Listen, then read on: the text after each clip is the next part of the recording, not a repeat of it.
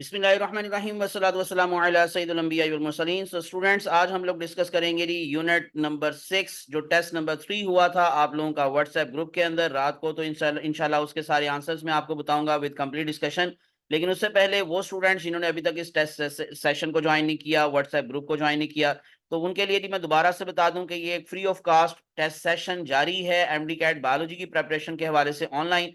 तो आप इसको किस तरह से ज्वाइन कर सकते हैं? सिंपली आप लोगों को चैनल को सब्सक्राइब करना है और उसका स्क्रीनशॉट लेकर अपने नाम और अपने शहर के नाम के साथ मेरे व्हाट्सएप नंबर पर शेयर कर देना है जो आपको स्क्रीन पर दिखाई दे रहा है, +923466139239। सेपरेट ग्रुप्स नहीं, मेल और फीमेल के लिए। तो इसी वजह से विदाउट हेजिटेशन हर कोई इसको ज्वाइन कर सकता है। इसका फेज 1 चल रहा है और उसका टेस्ट नंबर 3 हो चुका है। डिस्कशन ऑफ एंजाइम आज हम लोग करने जा रहे हैं, उसके आंसर्स को डिस्कस करेंगे। और इंशाल्लाह जो नेक्स्ट टेस्ट होगा जी, टेस्ट नंबर 4, वो होगा यूनिट नंबर 4 यानी कि सेल स्ट्रक्चर एंड फंक्शन का। और ये कल इंशाल्लाह जो है, बल्कि कल इसका जो टेस्ट होगा और आज इंशाल्लाह इसके भी नोट्स वगैरह मैं कुछ ना कुछ आप लोगों के साथ शेयर करूंगा व्हाट्सएप ग्रुप में। तो without wasting time WhatsApp group को ज्वाइन कर लें और इस टेस्ट सेशन का हिस्सा बन जाए। तो हम लोग चलते रही रात के टेस्ट की डिस्कशन की तरफ। So unit number 7 enzymes. तो इसमें क्वेश्चन नंबर 1 था, enzyme is made up of. तो ये हंड्रेड्स ऑफ अमाइनो एसिड्स के बने होते हैं, यहाँ पर थाउजेंड्स भी लिखा हुआ है, लेकिन इसका आंसर क्या है? Beta option, hundreds of amino acids.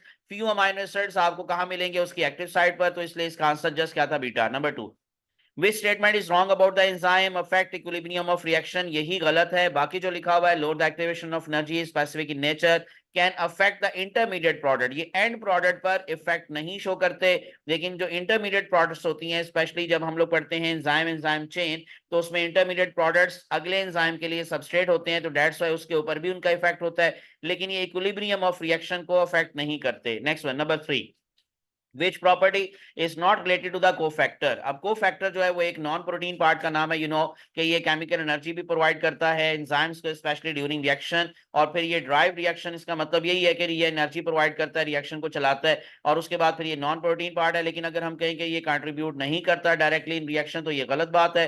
तो यही इसका आंसर था, alpha option, number 4। Coenzymes are closely related to the vitamins. जो विटामिन्स होते हैं उन्हीं से आगे कोएंजाइम्स बनते हैं। समटाइम हम विटामिन्स को प्रीकर्सर्स कहते हैं कोएंजाइम्स का। तो इसलिए इसका आंसर था delta option, number 5। The cofactor usually act as a bridge between reactants of the reaction, जिसका मतलब सबस्ट्रेट है, एंड कैटलिस्ट। और कैटलिस्ट का मतलब यहां पर कौन है जी? एंजाइम है। तो बेसिकली तो हमने पढ़ा होता है कि दीज आर द या these act as the bridge between the enzyme and substrate. यहां पर आंसर क्या हो सकता है? Reaction and catalyst. Next, number 6, enzyme for first step of cellular respiration, जिसका मतलब है ग्लाइकोलिसिस। तो ग्लाइकोलिसिस कहां चलती है?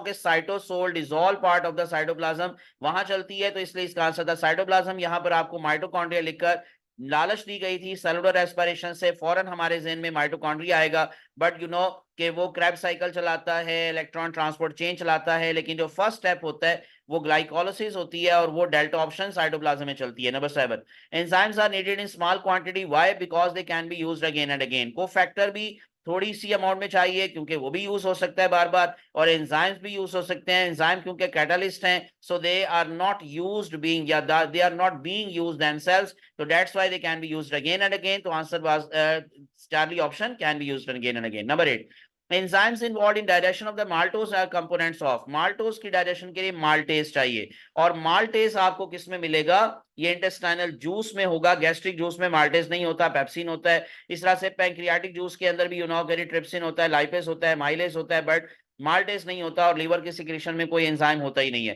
तो इसलिए इसका आंसर था Charlie option, intestinal juice. Number 9, activity of apoenzyme can be restored by adding correct coenzyme, यानी कि अगर हम लोग उसमें कोएंजाइम को ऐड कर देंगे तो उसकी एक्टिविटी रिस्टोर हो जाएगी, और उसको उतारने से वो फिर से इनएक्टिव हो जाएगा, जिसको हम एपोएंजाइम कहेंगे। लेकिन जब वो एक्टिव हो जाएगा तो हॉलो एंजाइम कहलाएगा। तो इसका मतलब अगेन अल्फा पर हॉलो एंजाइम लिखकर आपको थोड़ी सी लालच दी गई। लेकिन आपको ये नहीं पूछा गया था कि एक्टिव एंजाइम का नाम क्या है, आपसे ये पूछा गया था कि उसमें क्या डालेंगे तो वो एक्टिव हो जाएगा। तो इसका आंसर था कोएंजाइम यानी कि cofactor. Number 10, what is wrong about pepsin? तो पेप्सिन इनएक्टिव फॉर्म में रिलीज होता है, प्रोड्यूस होता है, फिर बाद में वो एक्टिव होता है HCl की वजह से। तो इसलिए इसका आंसर था Charlie option is produce in its active form. और अगर आप कहेंगे ये ओनली प्रोटीन का बड़ा होता है, नो, इसमें आपको पॉलीपेप्टाइड चेन, साथ प्रोटीन वगैरह, नॉन प्रोटीन पार्ट एटसेट्रा ये मिल सकते हैं। Capable of destroying sales internal structure, yes, ये भी बात इसके बारे में सही थी। सो इसी तरह से works at a narrow range of optimum pH. अब एक और अगेन मैं बात आपको बता दूं, ये जो अल्फा पे लिखा हुआ ना made up of only protein, तो ऐसे एंजाइम जो सिर्फ प्रोटीन के बने होते हैं लाइक पेप्सिन, तो उसको हम कहते हैं सिंपल एंजाइम। जो एंजाइम के साथ नॉन प्रोटीन पार्ट भी जुड़ा होता है उसको कहते हैं कॉन्जुगेटेड एंजाइम। तो ये कॉन्जुगेटेड एंजाइम नहीं है, ये एक सिंपल एंजाइम है जो कि सिर्फ प्रोटीन का बना हुआ है। नेक्स्ट वन, 11 नंबर पर चलते हैं, क्वेश्चन नंबर 11। सो उसका था for activation of pepsinogen to convert. ये भी अगेन फेडरल की बुक से थोड़ी सी आपको ज्यादा इंफॉर्मेशन मिलेगी। हमारे जहन में क्या होता है कि अगर कोई इनएक्टिव है, जैसे कि एपोएंजाइम है, तो उसको एक्टिव कौन बनाएगा? पीछे भी मैंने बताया थी, कोफैक्टर बनाएगा। लेकिन ये इनएक्टिव फॉर्म को एक्टिव कैसे करता है या कैसे होता है? जो इसका एक्स्ट्रा पॉलीपेप्टाइड होता है इसके साथ अटैच हुआ हुआ, वो इसको इनएक्टिव कर रहा था, तो उसको उतार देंगे तो ये एक्टिव हो जाएगा। तो इसलिए इसका आंसर एडिंग को फैक्टर नहीं था, ये पेप्सिनोजन के हवाले से स्पेशली हम बात कर रहे हैं। तो इसका आंसर है beta option, removal of extra polypeptide. Number 12, cytochromes are enzymes containing heme of related prostatic group, that is the example of prostatic group। ये आपकी बुक के अंदर कोएंजाइम की एग्जांपल मौजूद है, एक्टिवेटर की एग्जांपल मौजूद है, बट प्रोस्टैटिक की एग्जांपल नहीं है। लेकिन ये लाइन बुक में लिखी हुई है कि उसमें जो हीम ग्रुप होता है that behaves just like a prostatic group। तो cytochromes are enzymes containing heme of related prostatic group। 13, one of the important coenzyme along with the NAD that serve as the electron hydrogen carrier in Krebs cycle, you know कि FAD।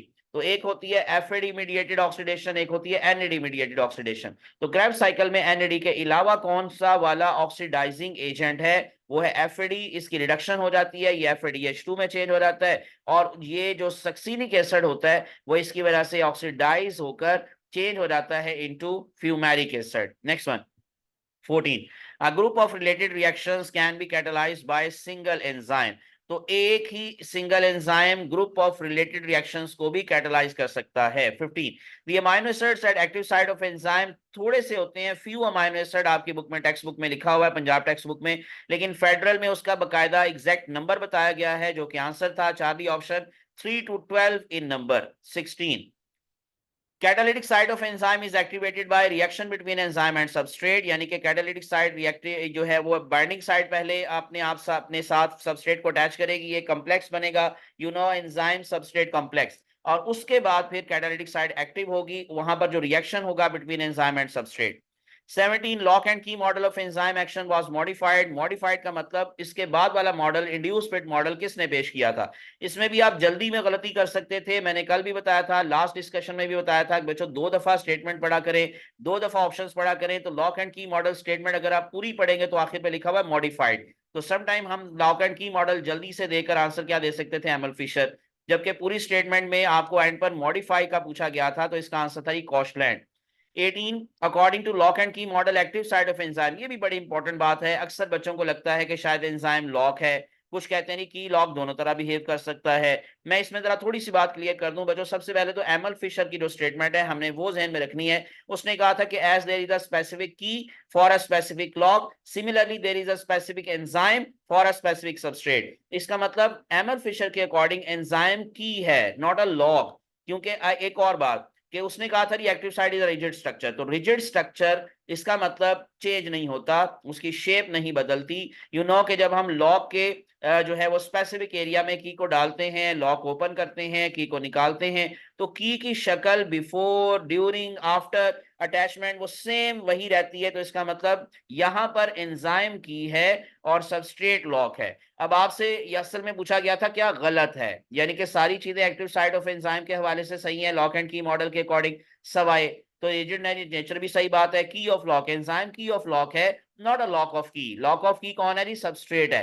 तो इसलिए इसका answer था Charlie. Template answer नहीं होगा, क्योंकि template का word use होता है in induced fit model, not in lock and key model. 19, according to induced fit model substrate induces change in structure of enzyme. ये कब चेंज लेकर आते हैं? बिफोर कैटालाइसिस, यानी कि during catalysis. Before catalysis change आएगा, वो फिट हो जाएंगे, फिर उसके बाद कैटालाइसिस शुरू होगी। तो इसलिए इसका आंसर था alpha before catalysis. 21. According to induced fit model, a change in structure enables enzymes to, तो beta option is the answer, catalyse the substrate effectively. यानी कि जो इसमें फिटिंग का जो मैंने अभी पीछे आपको बताया कुछ कॉन्सेप्ट, तो इन सबस्ट्रेट फिट होते हैं, उसके बाद फिर कैटलाइसिस शुरू होती है, तो catalyse the substrate effectively. 22. Enzymes showing reversible change in shape and catalytic activity when control substances bind. तो जब हम किसी भी एंजाइम में एक रिवर्सिबल चेंज देखेंगे तो ऐसे एंजाइम को बोलेंगे एलोस्टेरिक एंजाइम्स। ये आपकी जो ग्लॉसरी है ना पंजाब टेक्स्ट बुक की, जो लास्ट पर ग्लॉसरी है, उसमें ये वर्ड बकायदा लिखा हुआ है एलोस्टेरिक एंजाइम, और यही वहीं से उठाई गई है डेफिनेशन, एज सच वहां पर ये डेफिनेशन मौजूद है। 23. The rate of reaction depends directly on the amount of enzyme at a specific time with substrate concentration unlimited. जब सबस्ट्रेट अनलिमिटेड होगा देन एंजाइम बढ़ाने से रेट बढ़ेगा, लेकिन अगर एंजाइम तो मतलब मौजूद हो और सबस्ट्रेट लिमिटेड हो तो फिर सबस्ट्रेट बढ़ाना पड़ेगा, एंजाइम नहीं। 24. If the amount of substrate is increased with a fixed amount of enzyme, the rate of reaction increases up to a certain limit। यानी इसका मतलब यही है कि जब तक एंजाइम हमारे पास मौजूद है, सबस्ट्रेट बढ़ाते जाए, रिएक्शन रेट बढ़ेगा, लेकिन एक खास वक्त पे जाकर रिएक्शन रेट कांस्टेंट हो जाएगा। व्हाई? बिकॉज एंजाइम्स की एक्टिव साइट्स फिर अवेलेबल नहीं रहेंगी, उसको हम कहेंगे saturation. 25. Chemical reactions are accelerated at high temperature, क्योंकि हीट जो है वो काइनेटिक एनर्जी को बढ़ाती है और एक्टिवेशन एनर्जी प्रोवाइड करती है रिएक्टिंग मॉलिक्यूल्स को, लाइक सबस्ट्रेट को, एंजाइम को। तो इसलिए ये कहना कि लोअर्स द एक्टिवेशन एनर्जी, ये गलत बात थी, बाकी तीनों बातें हीट से रिलेटेड थी। 26. By increasing the temperature, the rate of enzyme action can never be constant। Reaction rate का या तो बढ़ेगा या कम होना शुरू हो जाएगा। अगर ऑप्टिमम तक जाएंगे तो बढ़ता जाएगा, और ऑप्टिमम पर मैक्सिमम होगा, और उससे ऊपर जाएंगे तो नीचे आएगा। लेकिन ये कभी नहीं होगा कि टेम्परेचर को हम अगर चेंज कर रहे हैं या बढ़ा रहे हैं, कम करें, तो रेट कांस्टेंट रहे। कांस्टेंट सिर्फ और सिर्फ सबस्ट्रेट और एंजाइम कंसंट्रेशन से रिलेटेड बात है, ना टेम्परेचर से रिलेटेड, ना पीएच से रिलेटेड। ये एक्सट्रीम चेंज करने से pH is the most sensitive factor. तो क्या होता है, एंजाइम के जो बॉन्ड्स होते हैं वो ब्रेक हो जाते हैं और वो डीनेचर हो जाते हैं, तो इसलिए इसका आंसर था चार्ली ऑप्शन 28। ऑप्टिमम पीएच, अब ये जो टेबल बना हुआ है ना आपकी बुक के अंदर एंजाइम्स का, उसको आपने रट्टा लगाना है, हर एंजाइम की ऑप्टिमम पीएच पता हो। ऑप्टिमम पीएच बताकर एंजाइम का नाम पूछा जा सकता है, यहाँ एंजाइम का नाम बताकर आपको उसकी ऑप्टिमम पीएच पूछी जा रही है, तो इसका आंसर है जी delta option 7 to 8। Number 29, pancreatic lipase basic pH पर काम करता है, क्योंकि उसकी पीएच होती है 9, तो 9 पीएच बेसिक पीएच में आएगी। 30. Which of the following is are not included in the inhibitors, तो एंटी मेटाबोलाइट्स इनहिबिटर्स होते हैं, मेटाबोलाइट्स नहीं। अगेन मेटाबोलाइट्स पढ़ के शायद आप लोगों को लगेगा ये भी आंसर हो सकता था, यानी ये भी इनहिबिटर हो सकता था, while anti metabolites are inhibitors, बाकी एंटीबायोटिक, साइनाइड्स, ड्रग्स सारे इनहिबिटर्स हैं। 31. Inhibitors can react with the enzyme in place of substrate, ये उनकी डेफिनेशन में शामिल है, but do not change into the product, so that's why they block the active site। तो ये पूरी डेफिनेशन होती है inhibitors की, तो beta is the answer। 32. Malonic acid inhibiting the action of succinic acid dehydrogenase shows the competition with, इसका competition किसके साथ है, सबस्ट्रेट से, और सबस्ट्रेट कौन है इसमें, सक्सिनिक एसिड है। Fumaric acid is the product, ठीक है, तो मेलोनिक एसिड कंपीट करता है सक्सिनिक एसिड के साथ। 33. नॉन कॉम्पिटिटिव इनहिबिटर्स क्या करते हैं, alter the structure of enzyme, और इसी वजह से इनको एलोस्टेरिक एंजाइम्स भी बोलते हैं, एलोस्टेरिक इनहिबिटर्स भी कहते हैं समटाइम। यानी एंजाइम एलोस्टेरिक होता है और ये इनहिबिटर्स भी नॉन कॉम्पिटिटिव जो होते हैं, ये स्ट्रक्चर में टेम्पररी चेंज लेकर आते हैं other than active site attach होकर। 34. राइबोजाइम, ये हमें लगता है कि शायद एंजाइम का नाम होगा या किसी प्रोटीन का नाम होगा बच्चों, ये राइबो न्यूक्लिक एसिड का नाम है, जो कि बिहेव करता है जस्ट लाइक एंजाइम, क्योंकि ये कैटलिस्ट का रोल प्ले करता है, तो इसलिए इसका आंसर था जी डेल्टा ऑप्शन, राइबोन्यूक्लिक एसिड, यानी कि आरएनए की एक टाइप है। 35. Urease is one of the example of simple enzyme, पीछे मैं बता चुका हूं, ऐसे एंजाइम जिसमें सिर्फ प्रोटीन पार्ट होता है, नॉन प्रोटीन पार्ट नहीं होता, उनको सिंपल एंजाइम्स कहते हैं। तो पेप्सिन की एग्जांपल मैंने आपको पीछे दी, यहाँ यूरिएज का नाम है, ये फेडरल की बुक में मौजूद है, तो ये भी एक सिंपल एंजाइम है। 36. फीडबैक इनहिबिशन एक तरह से क्या जी, नॉन कॉम्पिटिटिव इनहिबिशन, इसका आंसर है चार्ली, यहां पर हाईलाइटेड नहीं है, लेकिन इसका आंसर है Charlie, non competitive inhibition. 37. Papain enzyme, ये भी अगेन फेडरल की बुक में इंफॉर्मेशन मौजूद है। अब ये जो नई बुक्स आई हैं, जो फर्स्ट ईयर की बुक्स चेंज होकर आई हैं, उसमें भी इसकी इंफॉर्मेशन मौजूद है। पपाया से ये निकलता है एंजाइम, और पपेन जो है वो दोनों तरह की पीएच में काम कर सकता है, अल्कलाइन पीएच में भी, एसिडिक पीएच में भी, इसलिए इसका आंसर है Charlie, both A and B. 38. Proteinaceous part of a holoenzyme, हम उसको एपो एंजाइम कहते हैं, नॉन प्रोटीन पार्ट को कोफैक्टर, और प्रोटीन पार्ट को एपो एंजाइम कहते हैं।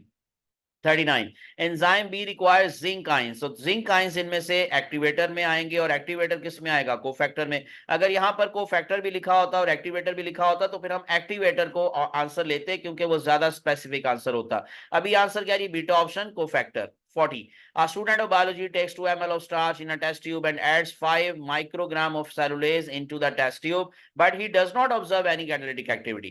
तो क्या ये अमाउंट की वजह से हुआ? नो बच्चों, यू नो कि स्टार्च को अमाइलेज डाइजेस्ट करता है, सेलुलेज थोड़ी करता है। तो इसलिए इसका आंसर क्या था जी, Charlie option. Enzymes are specific in nature, यानी कि specific enzyme for specific substrate. तो स्टार्च इज द सबस्ट्रेट, तो इसके लिए स्पेसिफिक एंजाइम है अमाइलेज।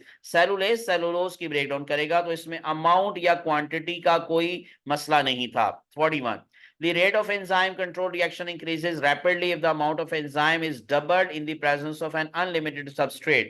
तो इसको आपने बताने के लिए क्यों ऐसा हुआ, क्योंकि एंजाइम बढ़ाने से एक्टिव साइट बढ़ जाती हैं, तो इसलिए इसका आंसर था alpha, number of active site increases, यानी more active sites will be available. 42 the catalysis of succinic acid from succinic dehydrogenase, ये फ्यूमेरिक एसिड प्रोडक्ट है, तो वो बनती है। तो आपसे पूछा गया प्रोडक्ट क्या है, yields fumaric acid.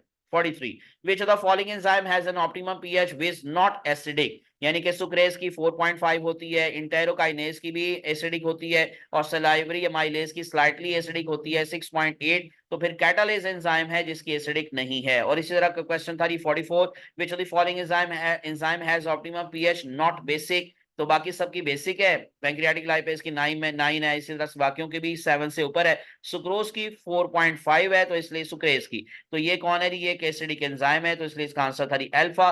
45 a certain enzyme will hydrolyze egg white but not starch। You know कि एग व्हाइट में क्या होती है, एल्बुमिन होती है, और प्रोटीन को डाइजेस्ट करने के लिए क्या होता है, प्रोटीएज होता है। तो which state has best explain, again वही आंसर जाके जैसे कि पीछे हमने अमाइलेज और माल्टेज रिलेट करके बात की, तो एंजाइम मॉलिक्यूल्स बल्कि सेलुलोज से रिलेटेड। तो beta option is the answer, enzyme molecules are specific in their action. 46 temperature which causes denaturation of enzyme is called, हम उसको मैक्सिमम टेम्परेचर कहते हैं। एक होता है ऑप्टिमम, जहां पर मैक्सिमम रेट होता है एंजाइम के एक्शन का, और जहां एंजाइम डीनेचुरेशन हो जाए उसकी तो वो मैक्सिमम होता है, और जहां पर उसका जारी बात है रेट कम होता है उसको मिनिमम कहते हैं। तो beta option maximum. 47 poisons like cyanides are examples of irreversible inhibitors में ये आते हैं। 48 enzyme inhibition caused by substrate analog is competitive।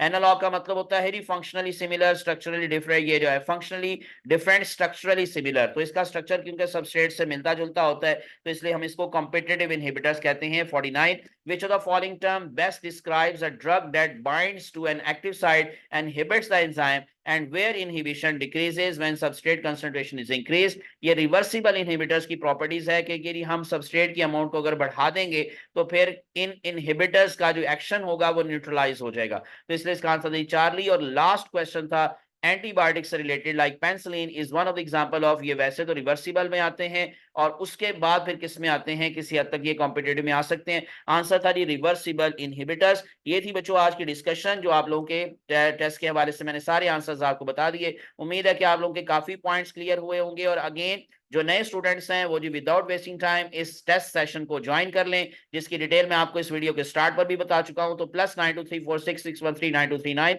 WhatsApp number है, जहां पर आपने चैनल को सब्सक्राइब करके स्क्रीनशॉट लेकर अपना नाम और अपना शहर मुझे सेंड कर देना है। तो इंशाल्लाह मैं आप लोगों को इस ग्रुप में ज्वाइन कर लूंगा, जहां पर आप लोगों के ये फ्री टेस्ट जारी हैं। मुझे अपनी दुआ में याद रखिएगा। अल्लाह आप सबका हामी नासिर हो। अल्लाह हाफिज।